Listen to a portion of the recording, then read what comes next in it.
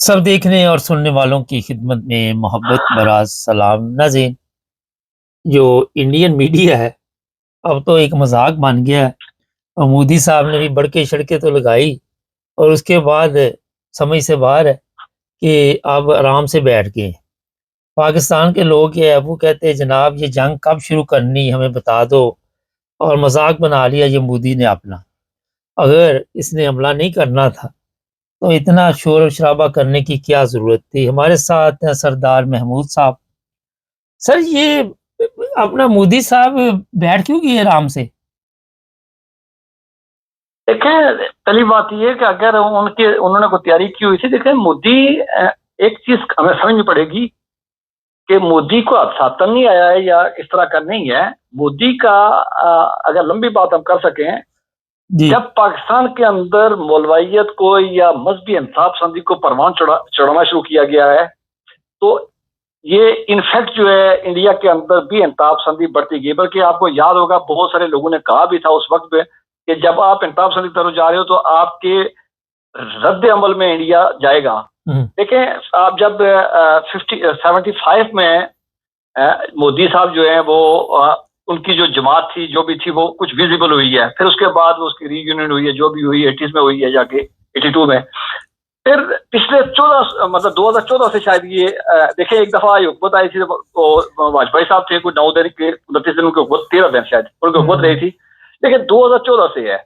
अब चीजें ये हैं कि इसका जो ट्रैक रिकॉर्ड है वो देख लें, गुजरात में जिस तरह की इसने सियासत की है, जिस तरह का ये सोच वाला बना है, तो मुझे लगता ही है कि इसके दौर में मामलात जो हैं हम उनको इतना लाइट ना लें, क्योंकि उसकी तैयारी होगी।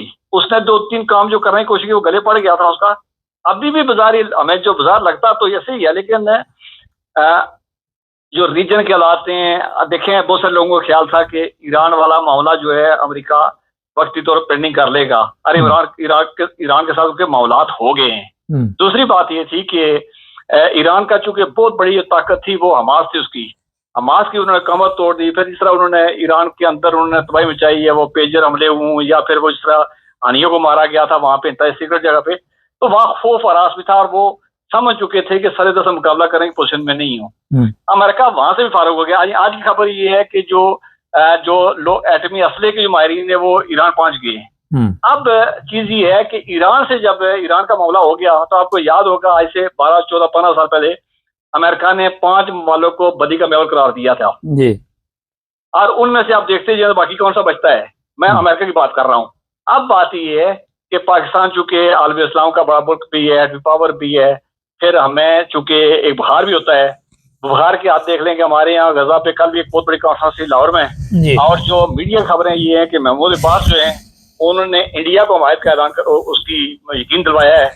16 ममालिक जो बड़े ताकतवर ममालिक जो हैं, उन्होंने मोदी को टेलीफोन करके उसको हमायत का यकीन दिलवाया। और जबकि पाकिस्तान के मामला देख लें कि वो शायद मामला और तरह के हैं। पाकिस्तान ज्यादा से ज्यादा चीन पे या तुर्की पे करेगा, क्योंकि अरबों के पास तो है कोई नहीं, वो मशवरा दे सकते हैं या वो ज्यादा दौड़ भाग सकते हैं। ट्रंप से पूछा गया तो ट्रंप ने कहा जी दोनों बड़े जानदीदा लोग हैं और बड़े सियाने लोग हैं, ममालिक हैं, तो उनका 1500 साल का मामला है, वो खुद बहुत कर लेंगे। ठीक, इसका मतलब उसकी तरफ नहीं है। अब जहां तक ये चीजें सारी जो है इंडिया के फेवर में जाती हैं। हाँ, जो आपने बात की है कि अगर उसने सारे पहले से तैयारी की हुई फिर तो जाहिर सी बात है टाइम कम लगना चाहिए था। लेकिन आपको देखा कि 9/11 के बाद जब अमेरिका में हमला हुआ, यानी उस टाइम भी हमारे यहाँ चूंकि साजिशी थ्योरी होती है कि अमेरिका ने तैयारी की हुई थी, सारा उनका एक खेल था। लेकिन आप देख लें कि उनको भी अफगानिस्तान पे हमला करने में 1 महीना लग गया था। ये बात ठीक है कि अफगानिस्तान दूर भी था और बहुत सारी चीजों को बचानी थी, लेकिन फिर भी उनको 1 माह लग गया था। अब कल की जो खबरें हैं कि आपने देखा कि अमृतसर के और कुछ इलाके जो बॉर्डर एरिए कि वहां उन्होंने अनाउंसमेंट की है जी फसलें काटने शुरू हो गई। वैसे भी गर्म इलाका है पंजाब के अंदर, फसलें गन्ना कट रही है, तो यकीनन जिन्होंने पंजाब लाहौर देखा हुआ है, लाहौर से बाहर अमृतसर देखा हुआ, उनको पता है कि दोनों का मौसम एक तरह का होता है, तो वहां कटनी शुरू हो गई होगी। लेकिन उन्होंने कहा जी फसलें काटने। अब इन मामलात में उस तरह फिर आप देख लें कश्मीर वाले जो इलाके हैं वहां पे तो हल्की फुल्की शेलिंग और टुटकी जो लगी हुई है वो, तो इसलिए हम इस चीज को सारी एकदम ये नहीं कह सकते हैं कि हो गया वो चुप कर गया। दूसरी बात ये, आज भी उनकी मुलाकातें हुई हैं, उनकी जो इदारे जो जो नेशनल सिक्योरिटी के इदारे हैं उनकी लगातार मुलाकातें हुई, बल्कि घरों में जाकर मुलाकातें हुई हैं। और तीसरी बात ये है ये जो आप पहली बात जो आपने की थी वो ये है कि वहाँ के मीडिया ने जिस तरह का वो सारा सिस्टम हाईजैक किया हुआ, तो शायद वो जितना चीखेंगे चिल्लाएंगे, तो जाहिर सी बात है मीडिया में खबर डालेंगे और एक कितना स्यापा डालेंगे, 2 घंटे, 2 दिन, 4 दिन, 6 दिन, उसके बाद अगर आगे कोई एक्शन नहीं होता, खबर वैसे ही एक्सपायर हो जाती है।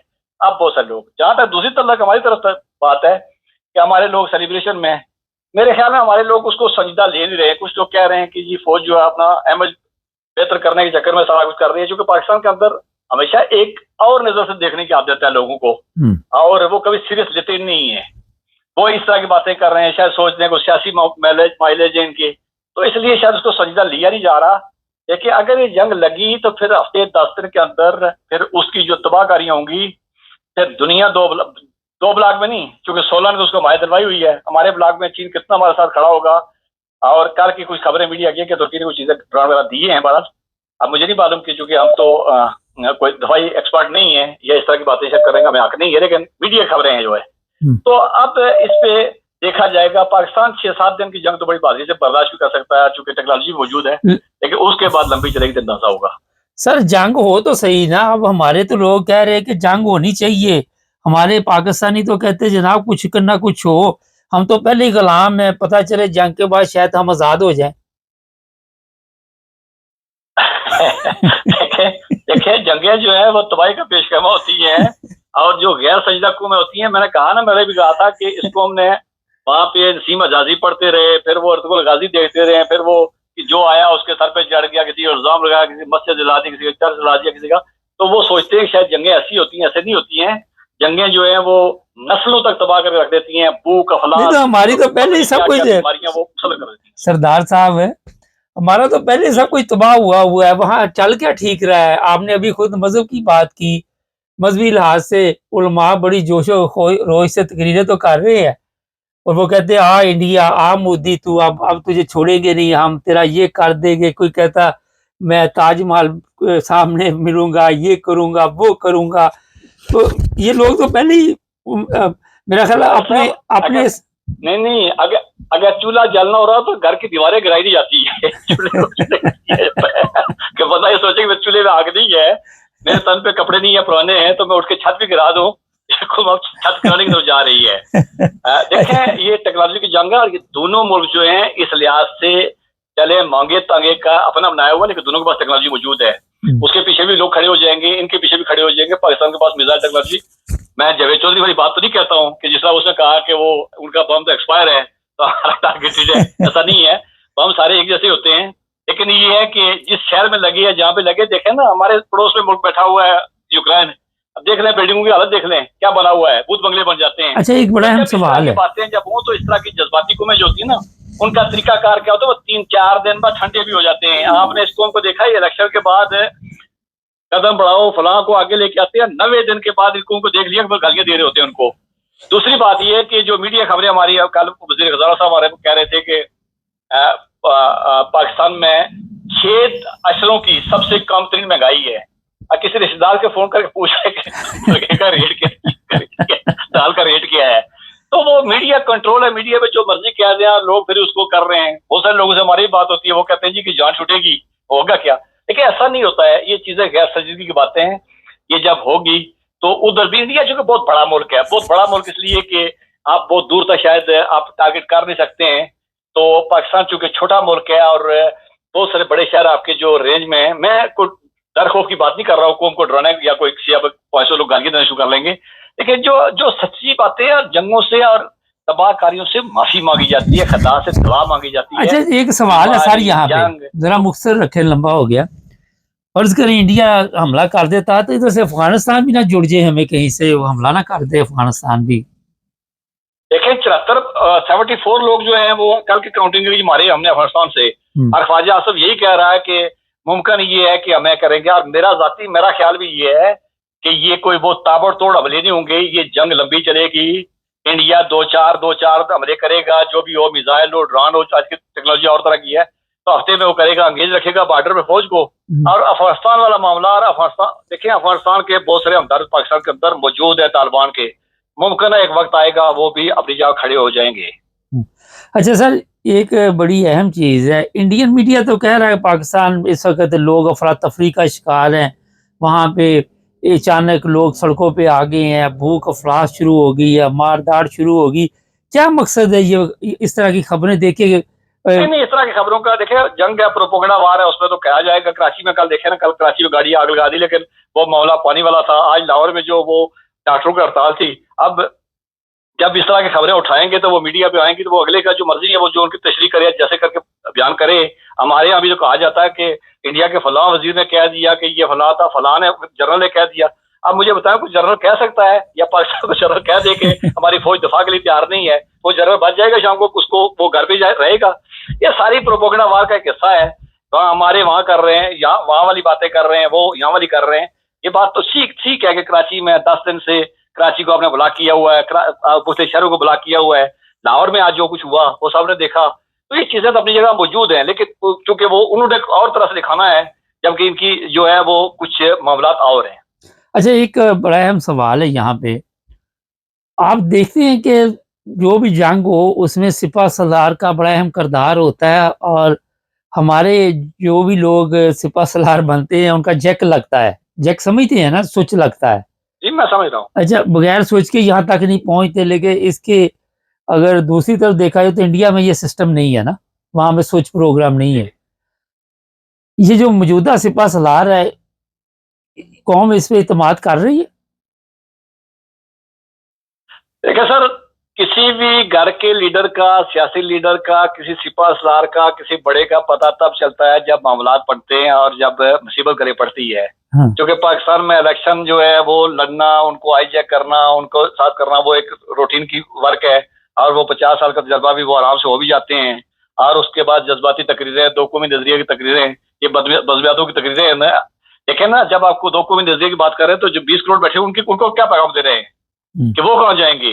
वो तो 20 करोड़ बैठे हो ना इंडिया के अंदर, उसमें तो कोई शक वाली बात नहीं है।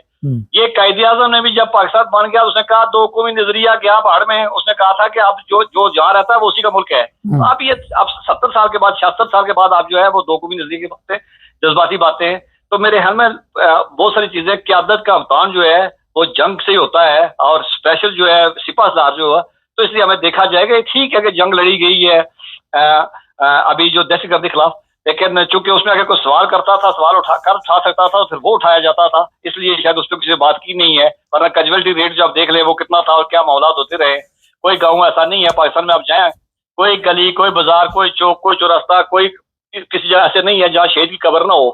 हर जगह पे शहीद की कब्रें और बोर्ड लगे हुए हैं, तो अपनी जगह पे मौजूद तो था। फिर दूसरी बात यह कि तालिबान बनाए किसने थे? अब जो ख्वाजा आसफ ने परसों तरसों कहा, उसको यूरोपियन उसको ब्रिटेन मीडिया को कहा कि जी हमने पैदा किए थे, तो वो सवाल पैदा हो रहा है कि वो तो जो बनाए थे, आप जो बना के खड़े हो जिनको, वो किसे बनाए, किस लिए बनाए हुए, और इनका जो कल आने वाला रद्द-ए-अमल क्या होगा और इनका फल क्या मिलेगा आपको? अच्छा सर, आखिर पे एक बड़ा अहम सवाल है। पिछले दिनों मैंने सोशल मीडिया पे भी देखा, जिस तरह पाकिस्तान में आपने शुरू में मजहबी बात की कि एक आइनी तौर पे ऐसे कवानीन बनाए गए कि अहमदियों को अक़लियत करार दिया गया, और इंडिया में ये आवाज़ उठी, शायद आप तक भी पहुंची हो, लेकिन वहाँ पे रिजेक्ट कर दिया ये गया ये सारा सिलसिला कि ऐसा कोई हम ना तो कवानीन में चाहते हैं ना अखलाकी तौर पे चाहते हैं। आप देखते हैं कि इंडिया में जो जमहूरियत है पाकिस्तान की निस्बत मजबूत है? देखिए, जमहूरियत तो मजबूत है, चूंकि दुनिया की सबसे बड़ी जमहूरियत है उसका, वो एक क्लेम भी करते हैं और दुनिया मानती भी है कि इलेक्शन का उनका इदारा जो है फ्री और फेयर काम करता है। और उसके बाद जहाँ तक तल्लक आपने मजहबी बात की है, मैंने एग्जैक्टली उसी चीज की निशानदेही की थी कि आपने 74 में कानून बनाया, फिर यहाँ रूयत हलाल बनाई, इस्लामी निजाती काउंसिल बनाई, आपके औकाफ बनाया, फिर उसके रद्द अमल में वहां से होते होते होते होते होते अब देख लें कि वहाँ जो कांग्रेस थी, कांग्रेस चूंकि हमेशा लिबरल जमात रही है, सेकुलर उनका आइन था। उसके बाद जो आपने मजहबी बात की है, तो वहाँ उनका जो मजहबी जो तबका था, उन्होंने बात की थी 3-4 साल पहले, तो वो रोक दी गई थी। लेकिन एक बात ये भी है कि अभी वहाँ जो मजहबी तबका है वो ज़ेर अताब है। अभी आज की खबरें आ रही थी कि अवैसी जो है वहाँ पे, कि उनके खिलाफ जो बहुत सारी बातें यार, कुछ बल्कि अगर कोई लाइटर मोड में कहा जाए तो कुछ लोग कह रहे थे कि वो हिंदू अपने आप को साबित करने के लिए मौका ना, एक वक्त आए कि उनको मुसलमानों से इनकार करना पड़ जाए। दबाव उन पे भी है। जब आप दो कौमी नजदीक की बातें करते हैं, फिर आप जो 20 करोड़ जो वहां बैठे हुए हैं दूसरे मुल्क के अंदर, और एग्जैक्टली आप देख लेना कि पाकिस्तान के अंदर मस्जिदों पे हमले हुए, कब्रिस्तानों पे हमले हुए, यूके में हमले हो गए, किसने किए? ये इस तरह की जब जब आप करते हैं ना, जब पाकिस्तान के अंदर आपको याद होगा फजलुर रहमान साहब ने एक दफा कह दिया था कि जी यूरोप की औरतें आती हैं स्वाद में तो वो जीन्स पे नहीं होती हैं, तो आपको पता है कि यूरोप के अंदर बुरके पे बात आ गई, उस पर निकाह पे बात आ गई थी। तो ये ग्लोबल विलेज है, जब आप एक तरफ कुछ करते हैं तो वो दूसरी तरफ भी जाती है, और दूसरी तरफ उसका जो है वो रद्द-ए-अमल भी कहीं ना कहीं किसी तरीके से आता है, चूंकि हर चीज कहीं ना कहीं दूसरे के पास पहुंच रही होती है। तो जो कुछ पाकिस्तान में उसका रद्द-ए-अमल है, और अगर ये जंग हो गई तो उसके बाद एक सवाल बहुत बड़ा $1 मिलियन का सवाल है कि ज़ाहिर दोनों में से किसी एक ने जीतना है, अगर हुई तो जो जीत जाएगा उसके अंदर जो अकलीतें रहने वाली हैं, जो कमजोर तबके रहे उनका क्या होगा? ये एक बहुत बड़ा सवाल खड़ा हो जाएगा। जी चलें, बहुत शुक्रिया सर आपका। जज़ाकल्लाह जी। नाज़रीन, ये थे सरदार साहब। और जो चीज़ आपको मैं बताना चाहता हूँ कि पिछले दिनों भी इस तरह की आवाज़ उठी थी कि अहमदियों को हम मुसलमान नहीं मानते, लेकिन बाद में रिजेक्ट कर दी गई हर तरह की आवाज़, और ये चीज़ें असम्बली तक पहुँचती नहीं। हमारी असम्बली को तो यही काम है ना। खैर देखते हैं, लेकिन मोदी साहब मज़ा नहीं आया, बड़का छड़का मार के बाद दे विचों वो कोई था ना लड़का, तो छलांग मारने लगा कोठे से। तो सादा ज़माना था, तो माँ कहने लगी ना पुत्र छाल ना मारी। वो फिर कह नहीं मैं छाल मारने लगा। वो फिर कह नहीं पुत्र मर जाएगा। पर जिमींदार आया, उन्हें कहा मार छाल नाल, 2 गालां कढ़ियां तो फिर पिछे हो गया हसदा हसदा। तो मोदी साहब तुसीं भी वो वाली गल ही कीती है। असीं ते उਡੀक रहे हैं वाला ਜਦੋਂ ਤੁਹਾਡਾ दिल करे तुसीं मैदान च आओ, ਉਹਦੇ बाद फिर ਤੁਹਾਡੀ मंजी कैसी ठुकनी है वो ਤੁਹਾਨੂੰ भी नहीं पता है। चैनल को सब्सक्राइब कर ले, जुड़े रहे हमारे साथ।